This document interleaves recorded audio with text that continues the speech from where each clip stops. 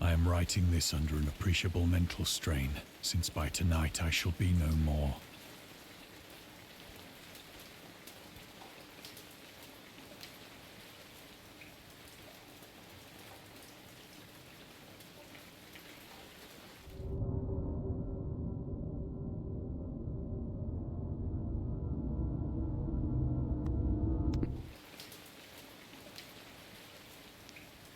Penniless, and at the end of my supply of the drug which alone makes life endurable, I can bear the torture no longer, and shall cast myself from this garret window into the squalid street below.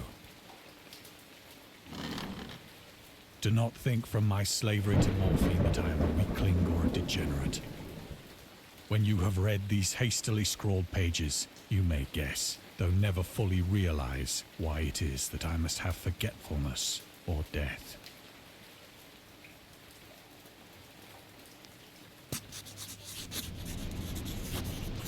It was in one of the most open and least frequented parts of the broad Pacific that the packet of which I was supercargo fell a victim to the German sea raider.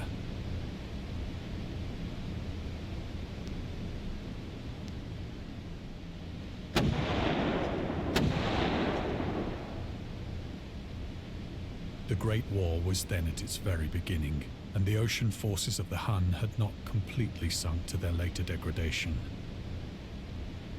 so that our vessel was made a legitimate prize, whilst we of her crew were treated with all the fairness and consideration due us as naval prisoners.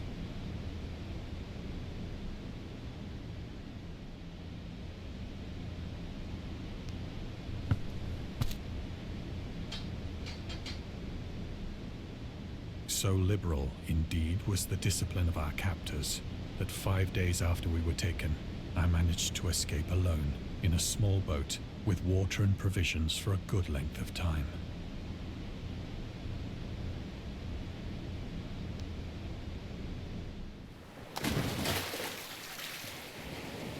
When I finally found myself adrift and free, I had but little idea of my surroundings.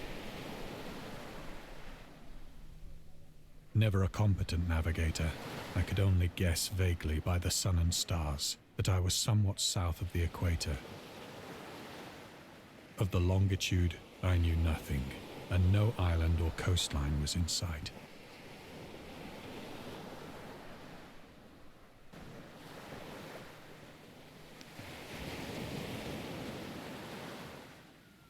The weather kept fair, and for uncounted days I drifted aimlessly beneath the scorching sun, waiting either for some passing ship or to be cast on the shores of some habitable land.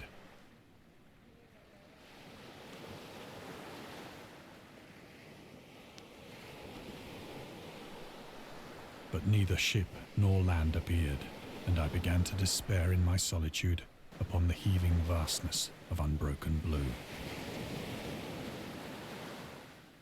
The change happened whilst I slept. Its details I shall never know, for my slumber, though troubled and dream-infested, was continuous.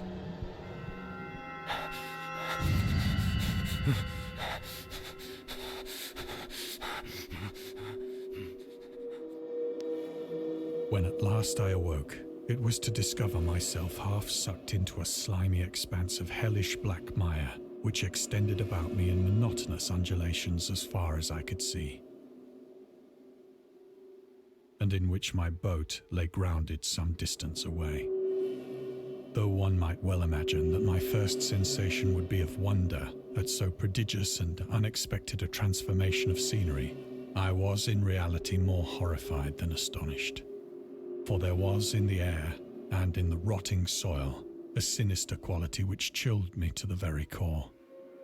The region was putrid with the carcasses of decaying fish and of other less describable things which I saw protruding from the nasty mud of the unending plain. Perhaps I should not hope to convey in mere words the unutterable hideousness that can dwell in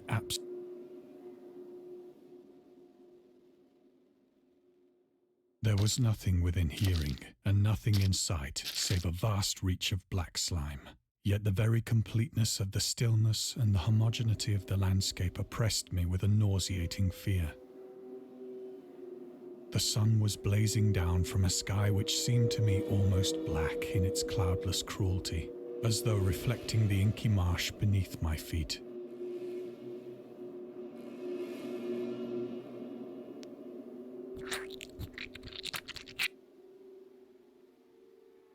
As I crawled into the stranded boat, I realized that only one theory could explain my position. Through some unprecedented volcanic upheaval, a portion of the ocean floor must have been thrown to the surface, exposing regions for which innumerable millions of years had lain hidden under unfathomable watery depths. So great was the extent of the new land which had risen beneath me that I could not detect the faintest noise of the surging ocean, straining my ears as I might. Nor were there any seafowl to prey upon the dead things.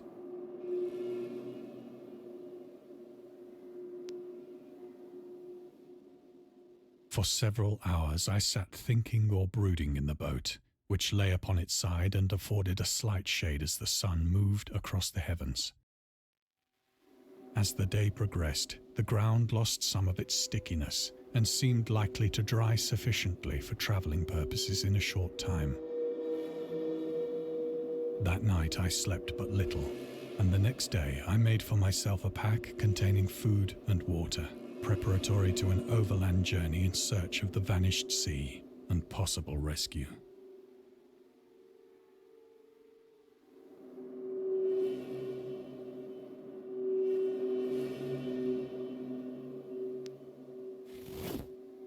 On the third morning, I found the soil dry enough to walk upon with ease. The odor of the fish was maddening, but I was too much concerned with graver things to mind so slight an evil, and set out boldly for an unknown goal.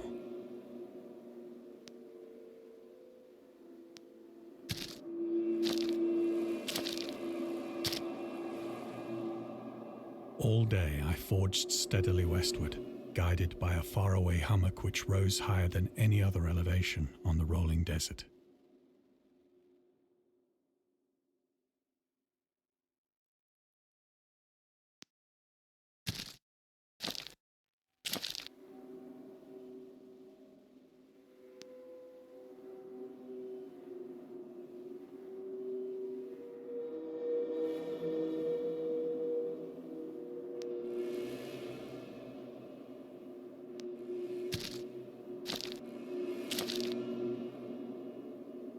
That night, I encamped, and on the following day still travelled toward the hummock, though that object seemed scarcely nearer than when I had first espied it.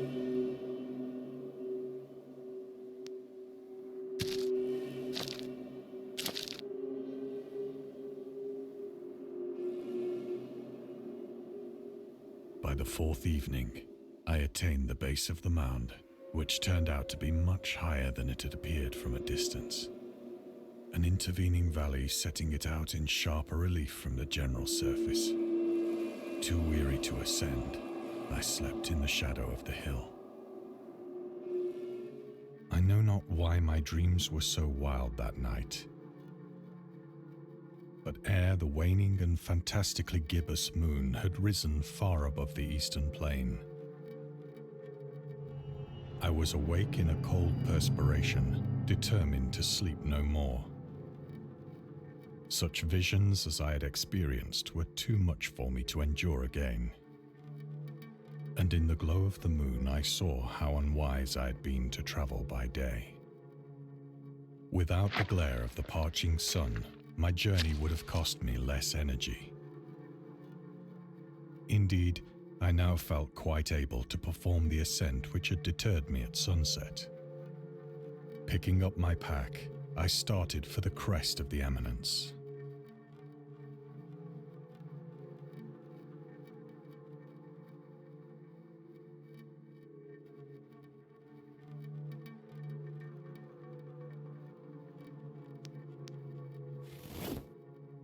I have said that the unbroken monotony of the rolling plain was a source of vague horror to me.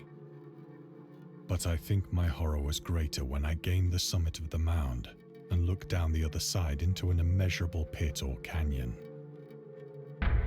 whose black recesses the moon had not yet soared high enough to illumine. I felt myself on the edge of the world, peering over the rim into a fathomless chaos of eternal night. Through my terror ran curious reminiscences of Paradise Lost, and of Satan's hideous climb through the unfashioned realms of darkness. As the moon climbed higher in the sky, I began to see that the slopes of the valley were not quite so perpendicular as I had imagined.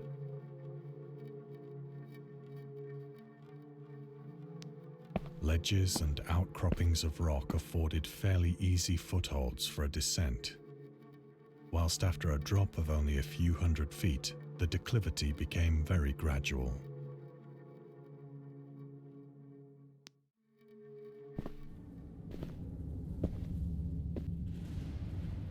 Urged on by an impulse which I cannot definitely analyze, I scrambled with difficulty down the rocks and stood on the gentler slope beneath, gazing into the Stygian deeps, where no light had yet penetrated. All at once, my attention was captured by a vast and singular object on the opposite slope, which rose steeply about 100 yards ahead of me. An object that gleamed whitely in the newly bestowed rays of the ascending moon.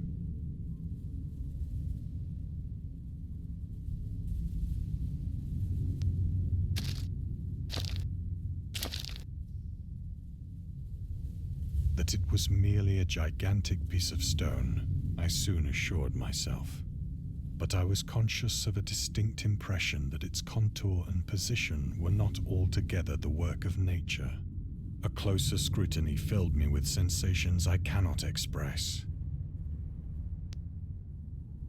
For despite its enormous magnitude and its position in an abyss which had yawned at the bottom of the sea since the world was young, I perceived beyond a doubt that the strange object was a well-shaped monolith, whose massive bulk had known the workmanship and perhaps the worship of living and thinking creatures. Dazed and frightened, yet not without a certain thrill of the scientist's or archaeologist's delight, I examined my surroundings more closely.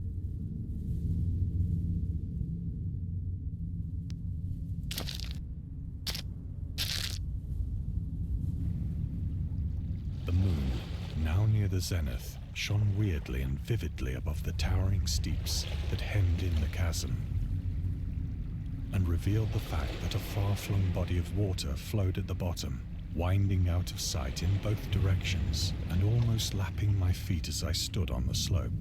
Across the chasm, the wavelets washed the base of the Cyclopean monolith, on whose surface I could now trace both inscriptions and crude sculptures.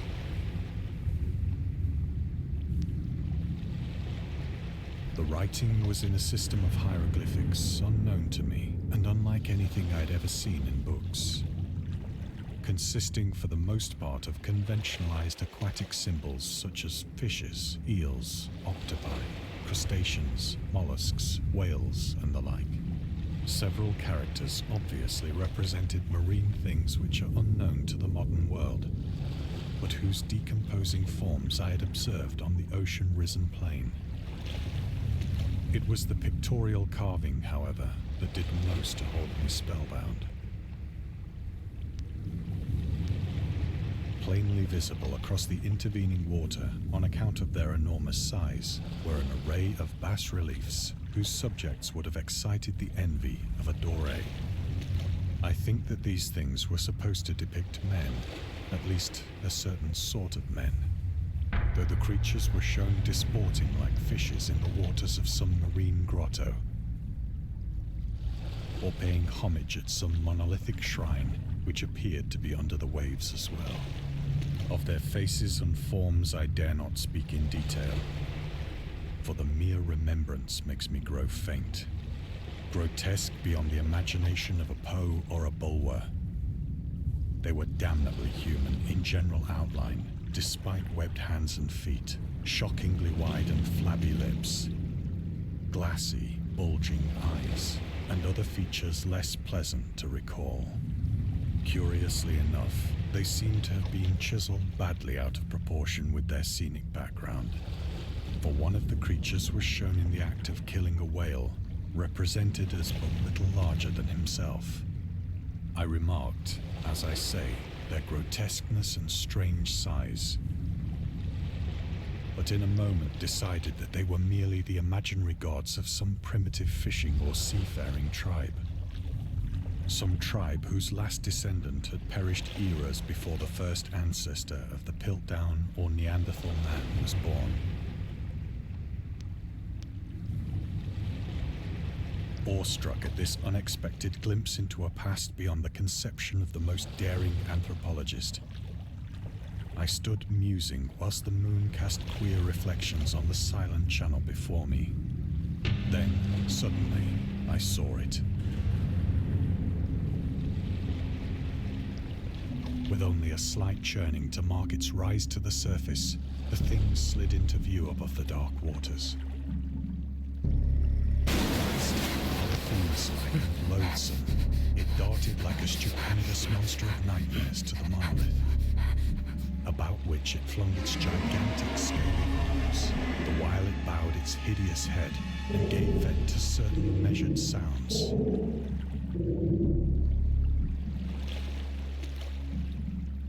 I think I went mad then.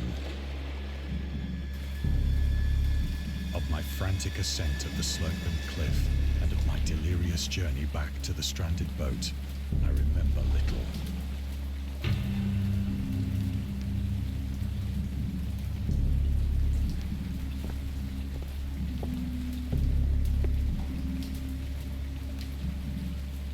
I sang a great deal and laughed oddly when I was unable to sing.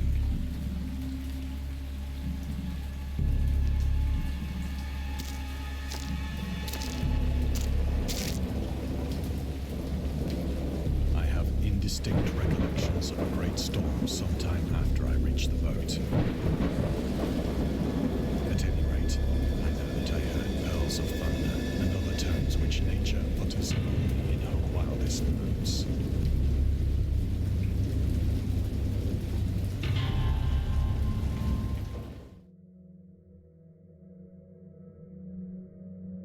When I came out of the shadows, I was in a San Francisco hospital, brought thither by the captain of the American ship which had picked up my boat in mid-ocean. In my delirium, I had said much, but found that my words had been given scant attention. Of any land upheaval in the Pacific, my rescuers knew nothing, nor did I deem it necessary to insist upon a thing which I knew they could not believe.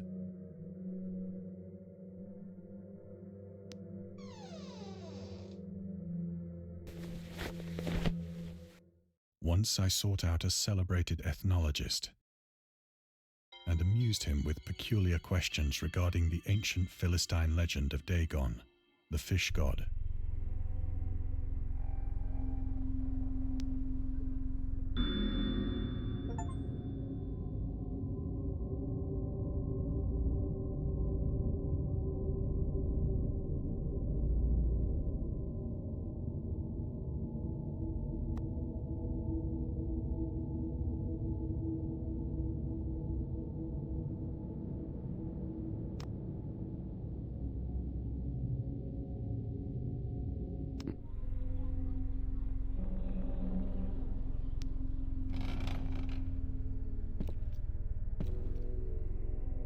But soon perceiving that he was hopelessly conventional, I did not press my inquiries.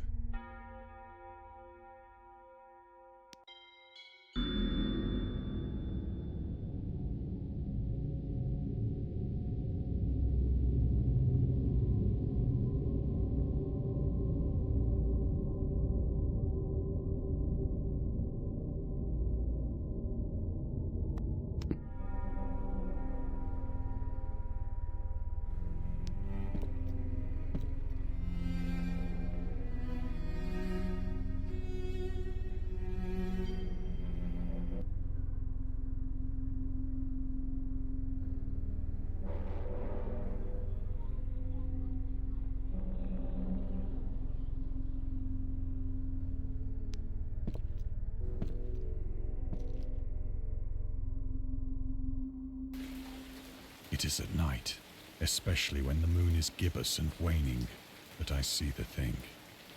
I tried morphine, but the drug has given only transient surcease and has drawn me into its clutches as a hopeless slave. So now I am to end it all, having written a full account for the information or the contemptuous amusement of my fellow men.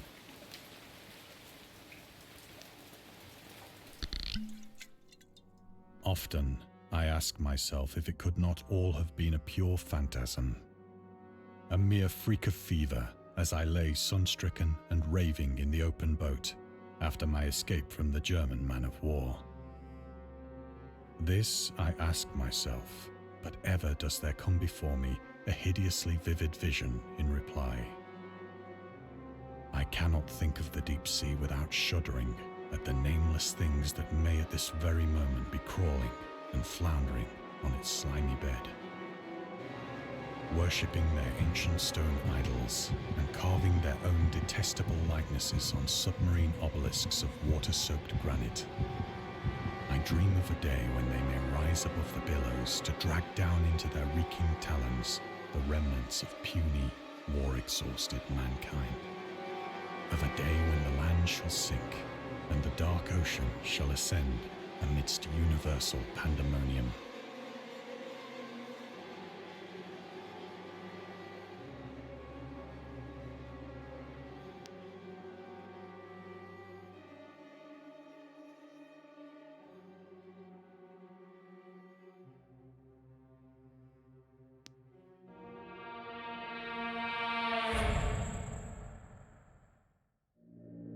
The end is near. I hear a noise at the door, as of some immense slippery body lumbering against it.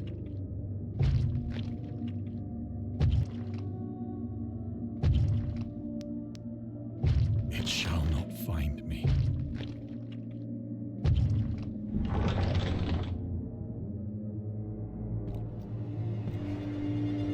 God, that hand!